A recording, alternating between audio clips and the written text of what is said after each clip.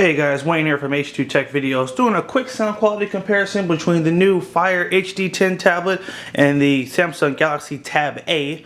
And these tablets are kind of right in the same price range, and people are going to be trying to figure out the difference. So, hey, we're going to play a song really quick on both and let you see which one actually sounds better. We're going to start with the Tab A, and here we go.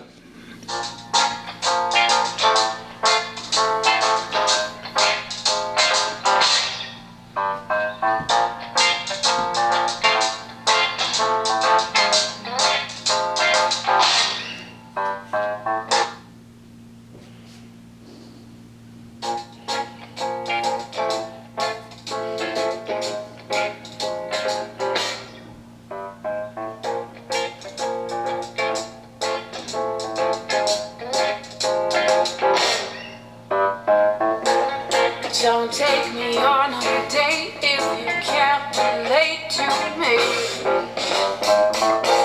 Don't take me on a date if you can't relate to me. Don't tell me silly things if you cannot always agree. Don't tell me silly things if you cannot always agree.